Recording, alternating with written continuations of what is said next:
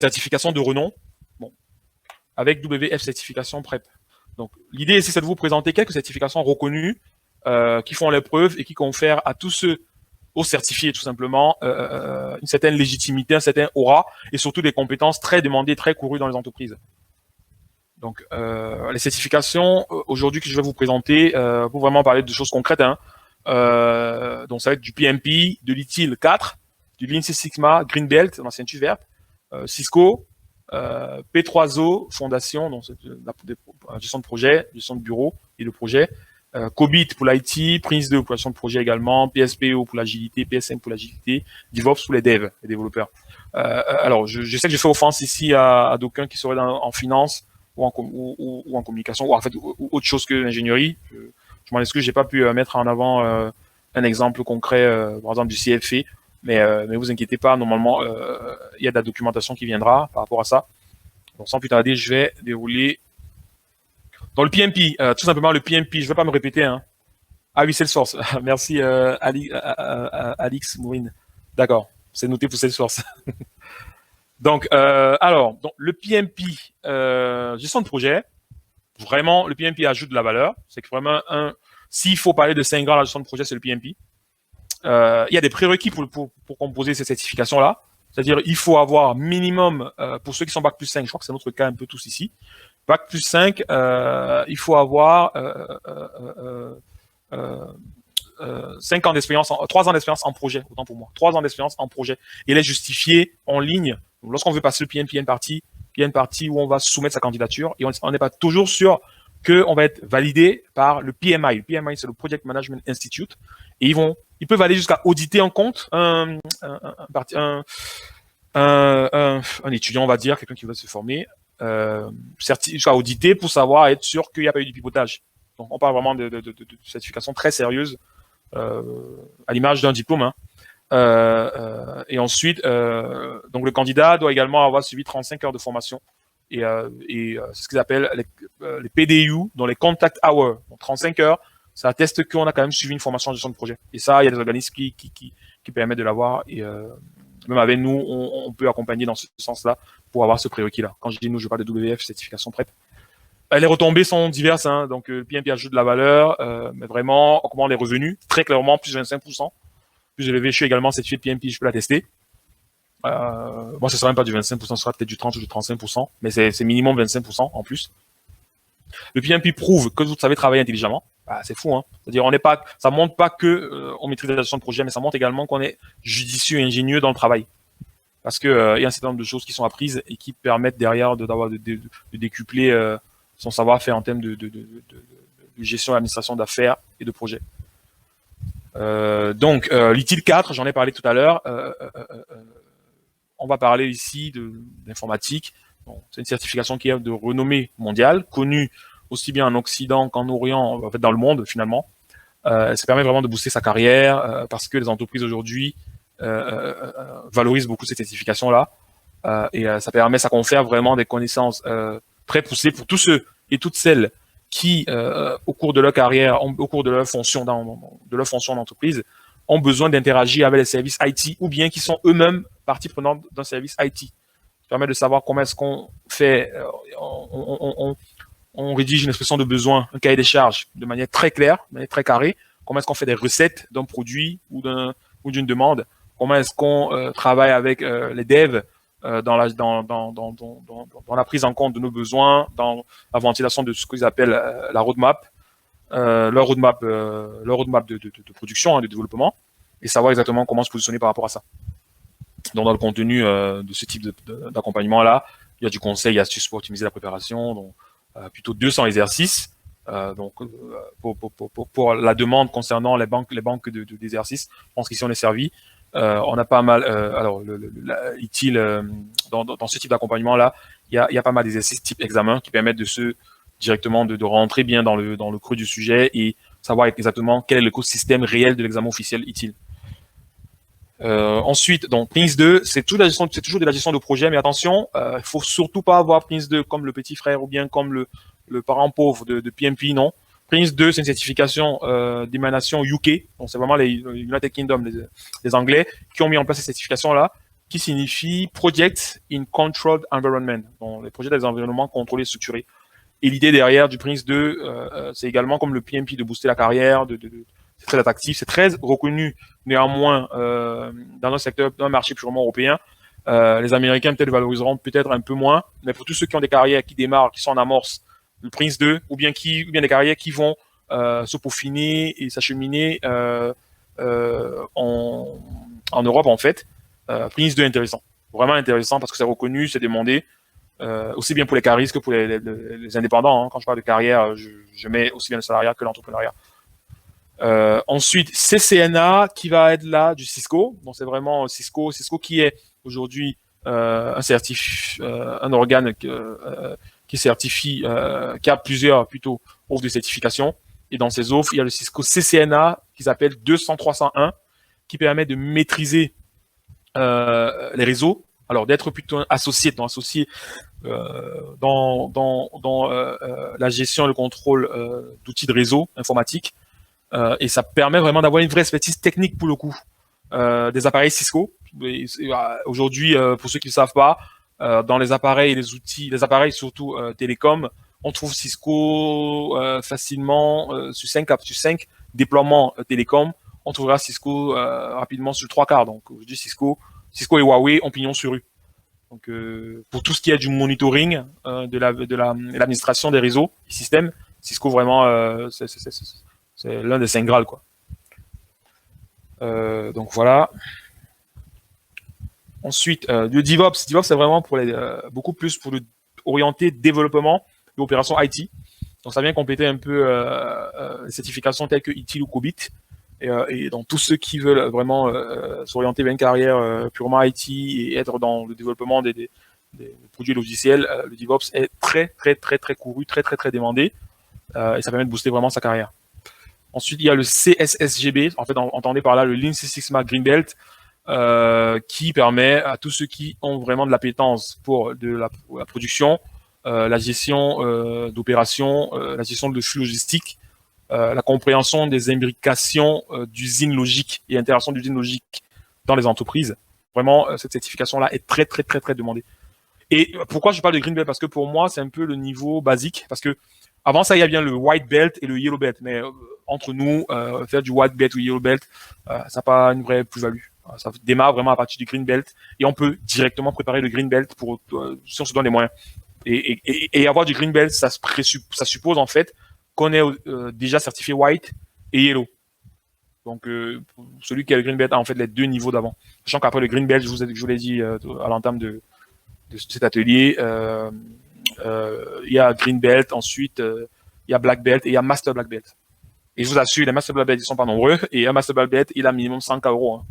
C'est pas, après, c'est dépendamment de comment il a construit sa trajectoire et sa carrière, mais on parle vraiment de profils très recherchés. Mais vraiment très recherchés. Ensuite, et plutôt enfin, toujours dans cette présentation de quelques certifications, il y a le COBIT 5, qui est un peu le frère jumeau du TIL, hein, moi j'aime souvent le dire, mais qui va s'occuper vraiment de la partie contrôle et gestion, toujours des services, hein, des services IT et des technologies, parce qu'il y a une partie un peu compréhension des technologies, en fait, des technologies de l'information. Donc COBIT, il y a toujours dans chaque présentation que je vous fais en fait, il y a des accompagnements qui incluent des banques d'exercices, qui incluent des résumés et supports de cours, qui incluent des précis en fait des résumés sur des thématiques qui souvent sont un peu complexes à maîtriser. Le programme officiel, je vous en parlais, dans le programme de l'examen officiel, dans ce qu'on appelle en anglais le content outline, comment se passe, qu'est-ce qui va être évalué et comment se passera exactement l'examen en lui-même le jour J, et un glossaire pour le vocabulaire. Pareil pour le PSPO1. Qui est le Project Scrum, qui est le Professional Scrum Product Owner. C'est toujours de l'agilité, mais orienté gestion de chef de produit. Donc tous ceux qui ont à cœur de délivrer un service ou produit pourraient être amenés à prendre ces certifications-là, sachant que vraiment on parle vraiment du monde de l'agilité. Donc tout ce qui est aujourd'hui, vous savez, c'est sexy d'être agile, mais au-delà de la sexiness, comme j'aime dire, et aussi un côté très pratique de pas toujours être en mode très comment dire, très trop prédictif ou trop structuré, c'est-à-dire non même pas structuré, trop prédictif. Il faut aussi laisser une part de je m'adapte, une part de j'avance par petite itération, ça va parler aux ingénieurs un peu d'informatique, et je vais release des morceaux en fait on va dire des morceaux, je vais release des comment dire au fur et à mesure je vais release des itérations tout simplement qui pourraient être dont on pourrait tester l'efficacité ou bien dont on pourrait tester la bonne fonctionnalité indépendamment du produit final. C'est-à-dire, on avance pas, on construit pas tout le château, on se rend compte que, mais tiens, on a loupé une partie de la fondation, on a loupé une partie des murs et tout. On livre pas morceaux, mais des morceaux dont on peut tester la fonctionnalité en elle-même. De manière que s'il arrive, même qu'on veut qu'on veut délivrer le projet sans arriver au produit final, on peut le délivrer et avoir une première fonctionnalité du produit qu'on veut finalement mettre à disposition du client. Donc c'est très important l'agilité, c'est pas que un effet de mode. Hein. Et enfin, pour finir, dans le P3O et le PSM1. Le P3O, c'est tout simplement la gestion de 3 bureaux. PMO, qui est Project Management Office, dans le bureau de projet.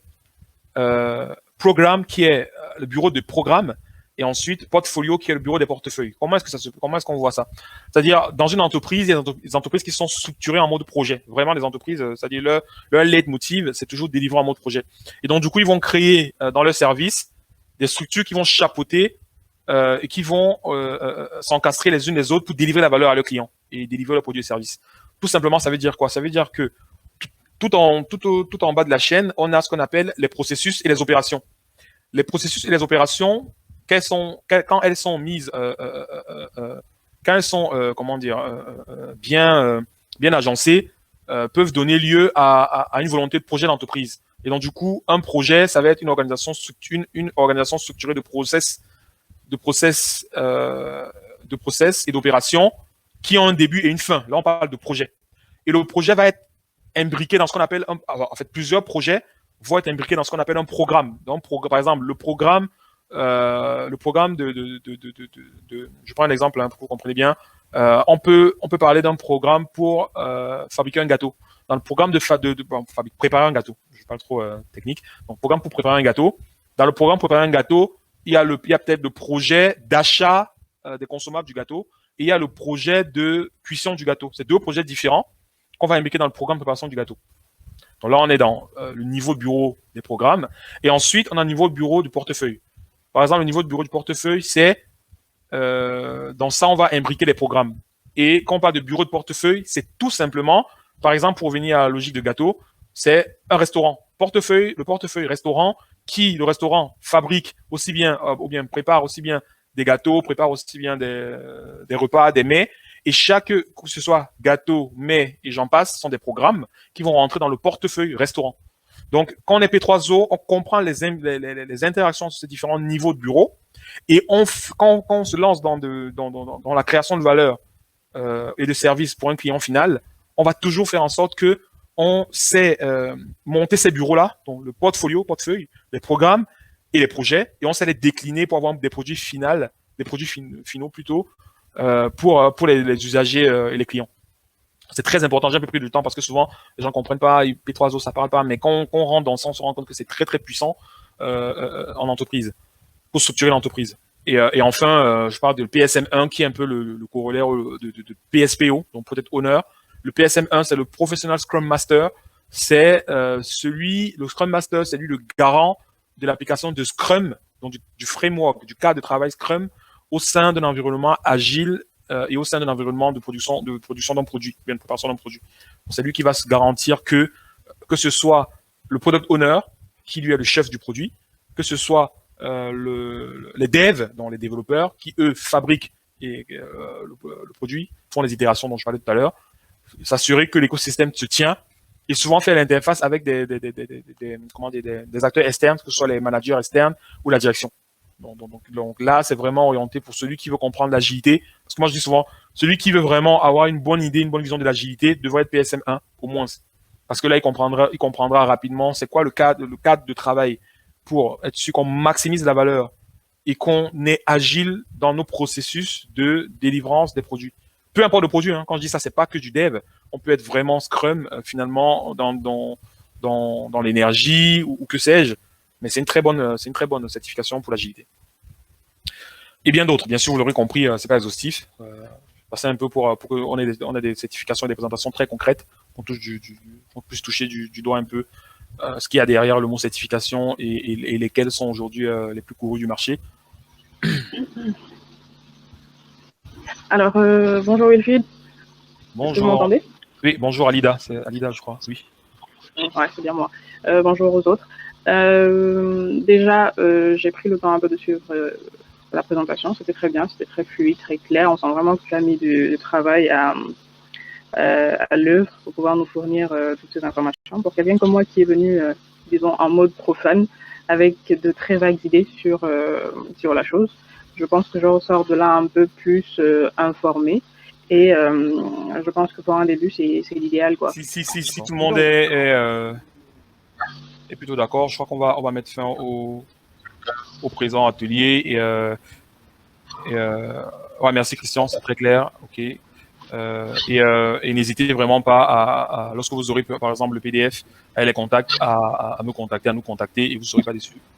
Parce que ça fait ses preuves. Et moi, je suis un parfait produit de ce que je propose. Et en plus de 5 certifications, voire 6 certifications aujourd'hui, je pense quand même que j'ai un peu de légitimité pour parler de ça. Je t'en prie, Serge. Je t'en prie, c'est nous, c'est moi et c'est nous. Je vous remercie de ta disponibilité. Donc, je vais vous souhaiter à tous un très bon dimanche, une très bonne suite de soirée. Hein, il n'y a que 20 heures ici à Paris. Et tenons-nous au courant, tout simplement.